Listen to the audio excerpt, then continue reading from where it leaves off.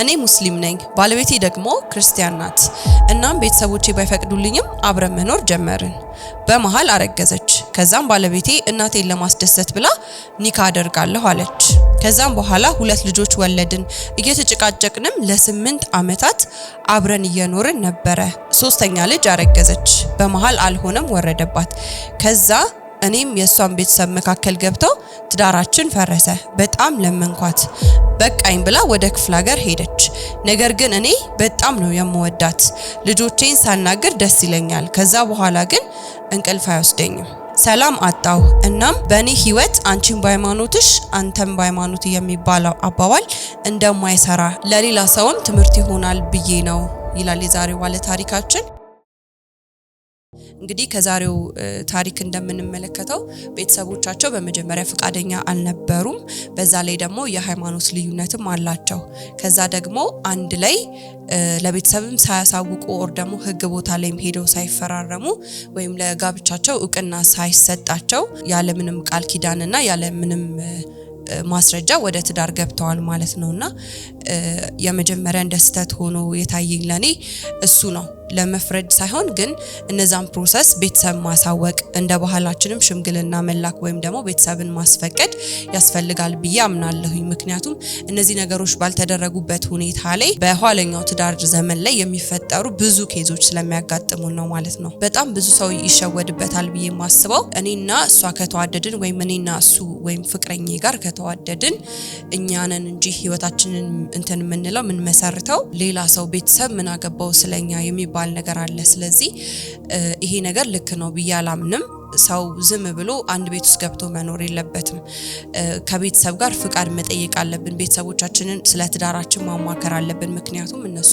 ከኛ ብዙ አመት ቀድመው የኖሩ ሰዎች ስለሆኑ ብዙ አይነት ኤክስፒሪየንስ አላቸው ብዙ የህይወት ልምድ ሊያካፍሉን የሚችሉት ነገር አለ ስለዚህ የነሱን ነገር መናቅ ኋላ ላይ ዋጋ የሚያስከፍል ነገር ስለሚሆን ይሄንን ነገር በደንብ እንድታስቡበት ፈልጋለሁኝ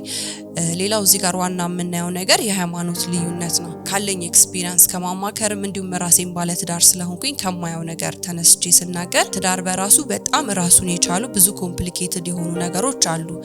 በየጊዜው የሚፈጠሩ ግጭቶች ይኖራሉ ምክንያቱም ሁለት የተለያየ አስተሳሰብ አመለካከት ባክግራውንድ አስተዳደግ ያላቸው ወይም የተለያዩ ቫልዩ ያላቸው ሁለት ሰዎች ጾታቸው እንኳን ማይመሳሰል ምናቸው ማይመሳሰል ሁለት ሰዎች ናቸው አንድ ቤት ለመኖር የሚሞክሩትና እነዚህ ሁለት ሰዎች አንድ ቤት ለመኖር በሚሞክሩበት ጊዜ ብዙ አይነት ግጭቶች ሊፈጠሩ ይችላሉ የሐሳብ ግጭቶች ከዛ ደግሞ የባህሪም ችግር ካለ እነዛ ግጭቶች ሌላ መልክ እየያዙ የመሄድ እድል ይኖራቸዋል ስለዚህ እንደዛ አይነት ሲናሪዮ የሚፈጠርበት ተቋም ውስጥ ሌላ አይነት ወይም የምናቀው አይነት ችግር ይዞ መግባት ይመከራል ብዬ አላስብም ሌላው እዚህ ጋር መጨመር የምፈልገው ዋና ነገር አብረው የሚጸልዩ ካፕሎች አብረው የመቆየት እድላቸው በጣም ከፍተኛ ነው የሚባል አባባል አለ ልክ ነው ብዬም አምናለሁ ምክንያቱም በየትኛውም ሃይማኖት ሰዎች ተስማምተው አንድ ላይ በአንድ ልብ መሆን ከቻሉ ፈጣሪም በዛ ነገር ላይ እንደሚጨመርበት ይናገራል ስለዚህ ባልና ሚስት በአንድ መስመር ላይ በአንድ ሃይማኖት ከለላ ወይም ደግሞ በአንድ ሃይማኖት ጥላ ስር ቢሆኑ ይመከራል አብረው ስፒሪቹዋል ትሬንዶቻቸውን በሚያደርጉበት ጊዜ ሁለቱም እያደጉ ስፒሪቹዋል ላይፋቸው ወይ መንፈሳዊ ህይወታቸው እያደገ የሚሄድ እድል ይኖራል ማለት ነው ስለዚህ የሃይማኖት ልዩነት ዝም ብሎ የሚታይ ነገር ነው ብዬ አላስብም በኋለኛውም የትዳር ዘመን መጀመሪያ በፍቅርም ጊዜ ላይ ሆኖም ብዙ ኖቲስ ላይ ያረጉት ይችላሉ ዲፈረንሱን ግን ልጆች እየተወለዱ ሲሄዱ በጣም ብዙ ጻቦችና ብዙ አይነት ግጭቶች መፈጠር የሚጀምሩት ከዛ በኋላ ነው ስለዚህ በተለይ ደግሞ ያላገባችሁ ሰዎች ከሆናችሁ ይሄን ቪዲዮ ያያችሁት ያላችሁት የተለያየ ሃይማኖት ካለው ሰው ጋር ያንን ሰው ዴት እያደረጋችሁ ከሆነ አንቺን በሃይማኖትሽ እኔም በሃይማኖቴ የሚለው አባባል ልክ እንዳልሆነ እንግዲህ ይሄ ባለ ታሪካችን በደንብ በህይወቱ 8 አመት የጭቅጭቅ ህይወት አሳልፎ በጣም በብዙ ነገር ተጎርቶ በጣም ብዙ ነገር ሉዝ አድርጎ ነው እየተናገረ ያለው ስለዚህ ከዚህ ሰው ህይወት መማር ብልህነት ነው ብዬ አስባለሁ ስለዚህ ዛሬ ላይ ሪሌሽንሺፕ ላይ ሆናችሁ በእንደዚህ አይነት ሁኔታ ላይ ያላችሁ ሰዎች ካላችሁ በደንብ ቆም ብላችሁ እንድታስቡ ያደርጋችኋል ብዬ አምናለሁ ሌላው ባለ ታሪካችን ካነሳ ውስጥ ዝም ብለን መኖር ጀመርን ነው የሚለውና ዝም ብሎ መኖር መጀመር በራሱ ችግር ላይሆን ይችላል ግን ኋላ ላይ ይዞ የሚመጣው የራሱ ብዙ ችግሮች ይኖራል ማለት ነው አንደኛ ቅድም ቤተሰብ ማሳወቅ ብያለሁኝ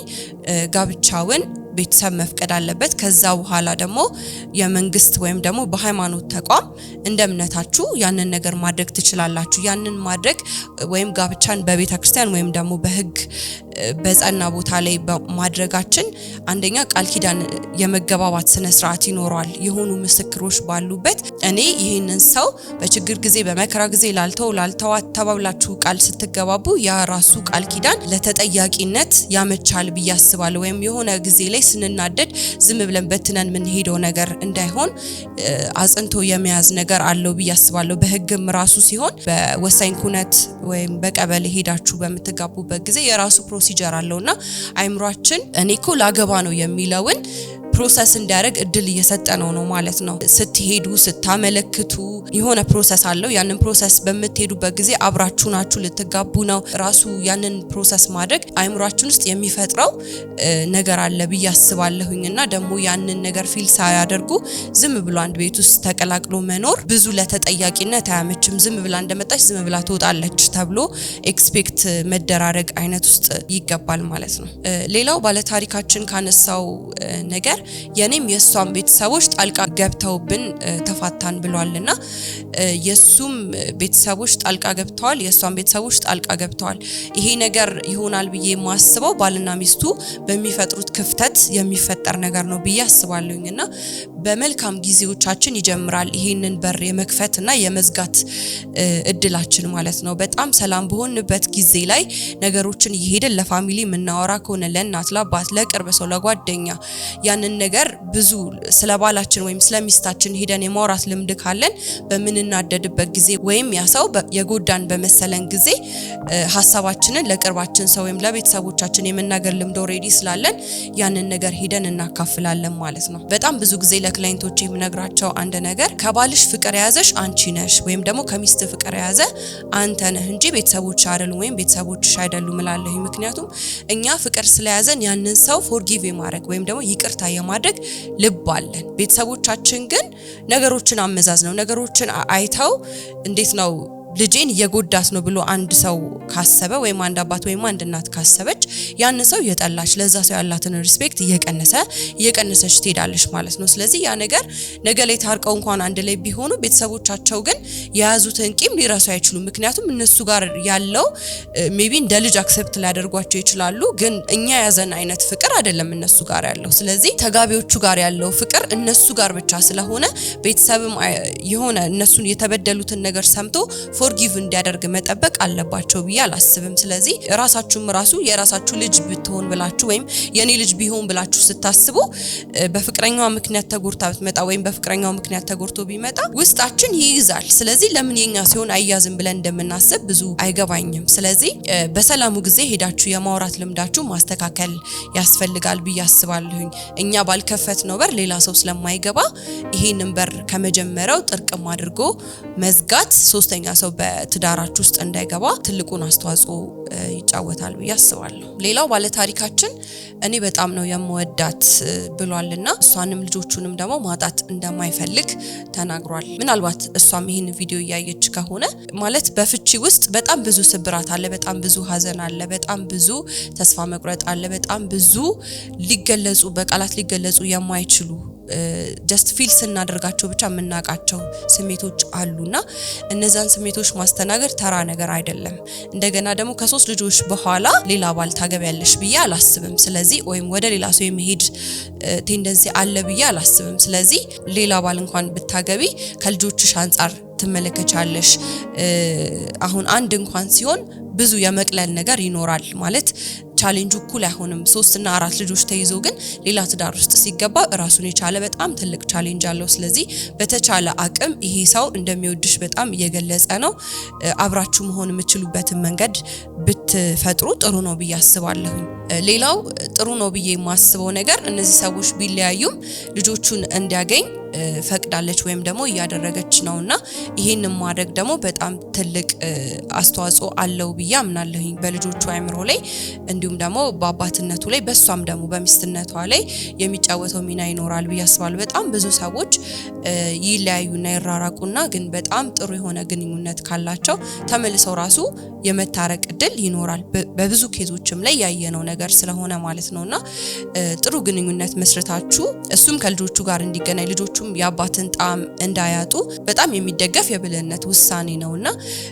አንቺ ከሱ ጋር ስለተጣላሽ ብቻ ልጆቹ አባታቸውን እንዳያገኙ ማድረግ ማለት በጣም የከበደ ወይም ደግሞ ልክ ያልሆነ ውሳኔ ነው። ምክንያቱም በኋላ ላይ እነዚህ የተወለዱት ልጆች አንቺን ብሌም ማድረግ ይጀምራሉ፣ አባታቸውን ብሌም ማድረግ ይጀምራሉ። ስለዚህ የማይቋረጥ መወቃቀስ ውስጥ ትገባላችሁ ማለት ነው። ስለዚህ በአጠቃላይ ታሪኩን ስናጠቃልለው ብዙ የቤተሰብ ፍቃድ ያልነበረበት ግን እነዚህ ባለትዳሮች እርስ በርስ ተፈቃቅደው ተፈላልገው የገቡበት ብዙ የሃይማኖት ልዩነት ያመጣው ችግር እንደገናም ደግሞ የሶስተኛ ወገን ጣልቃ መግባት የፈጠረው ብዙ ችግሮችን እንመለከታለን። አይ ሆፕ ከዚህ ኬስ ብዙ ሰዎች ትማሩበታላችሁ ብዬ አምናለሁኝ። ሌሎቻችሁም እንደዚህ እንዲብራራ ወይም ደግሞ ሌሎች እንዲማሩበት የምትፈልጉት ታሪካችሁ ካለ እንድትልኩልን እንዲሁም ደግሞ ሌላ እኔም ያላነሳቸውን ሐሳቦች ኮሜንት ላይ ብታስቀምጡለት ያየዋል፣ ብዙም ነገር ይወስድበታል ብዬ አምናለሁኝ። እስካሁን ድረስ አብራችሁን ስለነበራችሁ ከልብ እያመሰገንኩኝ ይህንን ቻናል ሰብስክራይብ ካላደረጋችሁ ሰብስክራይብ እንድታደርጉ እንዲሁም ደግሞ ለጓደኞቻችሁ ሼር አድርጉላቸው። መልካም ቆይታ